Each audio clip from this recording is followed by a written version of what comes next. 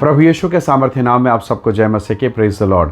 आइए आज के मनन के लिए परमेश्वर के वचन को निकालें। मेरे साथ इफिसियों की पुस्तक अध्याय 5 और उसका 1 और 2 वचन निकालेगा। यहाँ इस प्रकार से परमेश्वर के वचन में लिखा है, इसलिए प्रिय बालकों के समान परमेश्वर का अनुकरण करो और प्रेम में चलो, जैसे मसीह ने भी तुमसे प्रेम किया और हमारे लिए अपने आप को सुखदायक सुगंध के लिए परमेश्वर के आगे भेंट करके बलिदान कर दिया। Praise the Lord, hallelujah. प्रभु के लोगों, परमेश्वर का वचन कहता है, बाइबल कहती है, प्रिय बालकों के समान, एक छोटे बच्चे के समान परमेश्वर का अनुकरण करो। जैसे जैसे एक पिता काम करता है, जैसे जैसे एक माँ काम करती है, जैसा वो जीवन बिताती है, एग्जैक्ट वैसे ही अधिकांशतः ये देखा गया कि बच्चे वैसे ही हो जाते हैं। अगर आप प्रार्थना करने वाले व्यक्ति हैं तो आपका घर भी प्रार्थना का माहौल बनेगा। यदि आप प्रार्थना नहीं करते हैं तो घर की दशा भी वैसी होगी। अगर आप दिन भर लड़ाई झगड़े कूट काट करते रहते हैं तो आपके बच्चे भी वही बात बात पर वो लड़ाई करेंगे, बात बात पर। ठीक है, वो आपके साथ आज नहीं लड़ेंगे, बाहर वालों के साथ लड़ेंगे, पर एक समय आएगा जो आपने बोया वो खुद आपको काटना पड़ेगा। तो जो आपके घर का माहौल है वो फ़र्क करता है, वो दिखाई नहीं दे रहा है। जैसे मान लीजिए आपने एक घर बनाया, घर बनाते समय आपने सस्ता में बनाने का सोचा, तो आपने ये किया कि जो लोकल लोहा होता है, सरिया टीएमटी लोकल वाला डाल दिया। घर बढ़िया बन गया, आपने बहुत सुंदर प्लास्टर किया, फॉल सीलिंग किया, सब कुछ बहुत ज़बरदस्त बना, चमक दमक सब कुछ। सब आपको बधाई भी दे रहे हैं, वाह कितना सुंदर घर बनाया, सस्ते में बनाया, कितना अच्छा, कितना बेहतरीन। कई लोग पूछेंगे कि कौन सा ठेकेदार था, कौन से इंजीनियर था, इतने सस्ते में कैसे बन गया। पर आपने वो नहीं बताया कि आपने बाहर का स्वरूप तो बहुत अच्छा बना लिया, पर अंदर का जो लोहा है वो गड़बड़ वाला है, वो लोकल डाल दिया, वो मानो नकली डाला है। बन तो अच्छा गया। अब उस घर में साल 2 साल 4 साल 5 साल 10 साल तक कोई फ़र्क नहीं पड़ने वाला। जिसने सबसे बेहतरीन सरिया टीएमटी डाला, बहुत महंगा, आपने जो बनाया उससे डबल उसने कीमत दे के बनाया, दोनों के घर में कोई फ़र्क नहीं। फ़र्क कब पड़ेगा? जब 20-25 साल हो जाएंगे, जब और समय बीतता चला जाएगा, तब पता चलेगा, अरे हमारे घर का छज्जा गिर गया, अरे बालकनी में क्रैक हो गया। ये धीरे धीरे पता चलता है और वो अब तक टिका हुआ है। तो प्रभु के लोगों, जो आज हम जीवन बिता रहे हैं ना, प्रार्थना की कमी, उपवास की कमी, आराधना की कमी जो घरों में हमारे है, तो वो अभी पता नहीं चलता, पर एक लंबे समय के बाद आपको ये पता चलेगा कि हमने जो बीज बोया, हमने जो गड़बड़ी की, उसका खामियाजा हमें को भुगतना पड़ेगा। प्रभु के लोगों, आप जब घर बनाते हैं, आप लोहा अच्छा डालते हैं, आप मजबूती को ध्यान देते हैं, बराबर पानी की तराई करते हैं ताकि वो मजबूत। अगर आपने बहुत अच्छा सीमेंट भी डाला, पर अगर पानी में तराई नहीं किया तो क्या वो मजबूत होगा? नहीं होगा। तो वचन रूपी जल से अगर आप अपने बच्चों की तराई कर रहे हैं, अपने घर की तराई कर रहे हैं, मानो परमेश्वर का वचन बह रहा है, तो आपका घर कितना मजबूत होगा। परमेश्वर का वचन कहता है, बालकों के समान परमेश्वर का अनुसरण करो।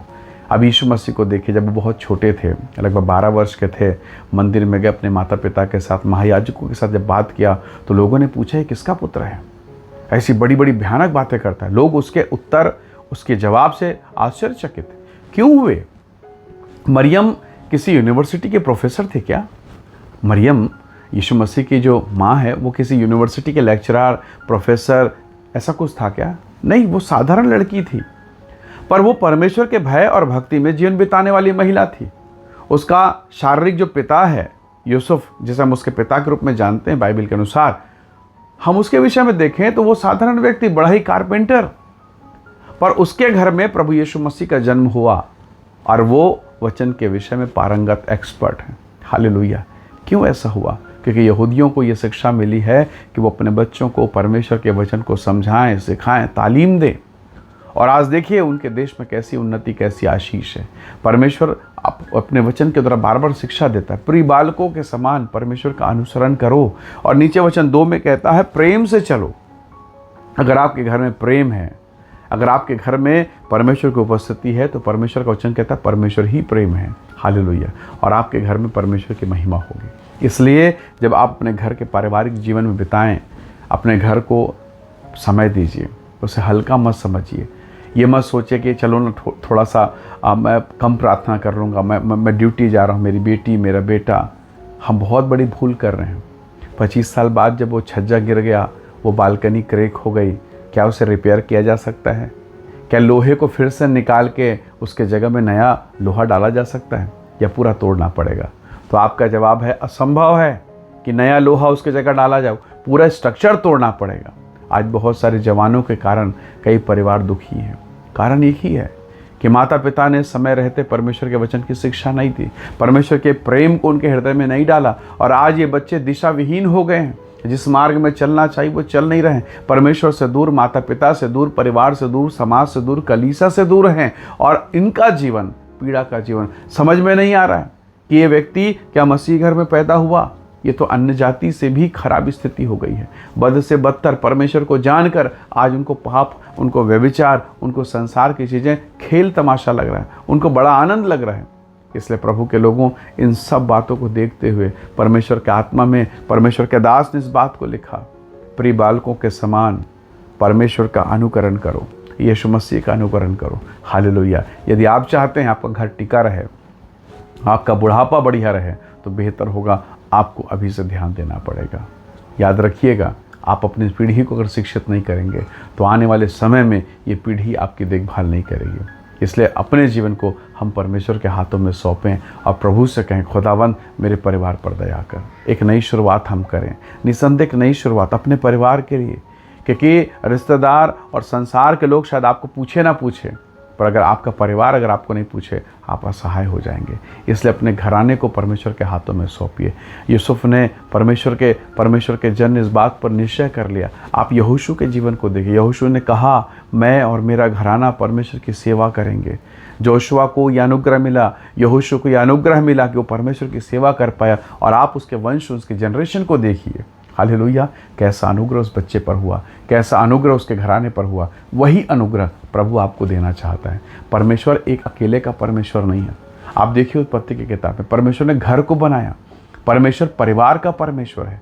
परमेश्वर के वचन में लिखे, तू और तेरा घराना। हालेलुया। उसने अब्राहम को चुना, घर बना दिया, फैमिली बनाई, समाज बनाया। परमेश्वर चाहता है आपके द्वारा, आपके बच्चों के द्वारा जनरेशन को आशीष दे, और इसके लिए आपको अभी से तैयारी करनी होगी। शुरुआत कठिन होगा, मुझे मालूम है।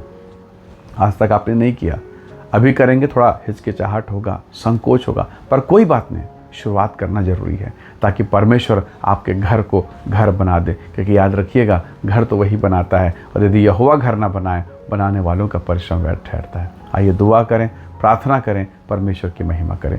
प्यारे पिता, हम अपने घर परिवार को आपके हाथों में सौंपते हैं। प्रेम में गढ़कर मजबूती के साथ तेरी महिमा हो, ऐसा तो अनुग्रह कर। हम अपने घर परिवार को, परिवार के तमाम लोगों को तेरे हाथों में सौंपते हैं, और हर एक अंधियारा, हर एक डार्कनेस यीशु के नाम से हर घर, हर परिवार से दूर हो। प्रत्येक परिवार ब्लेस होने पाए। आशीष दे, महिमा से भरपूर कर पिता। प्रत्येक परिवार पर आपकी उपस्थिति हो। धन्यवाद स्वर्गीय पिता, आपने विनतियों को सुना है। हर एक बंधन टूटे, हर एक बॉन्डेज, हर प्रकार की पीड़ाएं दूर हो, और परमेश्वर की असीम शांति, असीम अनुग्रह हर एक घर में, परिवार में प्रकट हो। हम सारी महिमा आपको देते हैं। धन्यवाद के साथ विनती प्रभु यीशु के सामर्थी नाम से मांगते हैं। आमीन, आमीन। प्रभु आप सबको बहुत ऐसे आशीष दे। परमेश्वर का अनुग्रह आप सबके साथ हो। Praise the Lord. जय मसीह।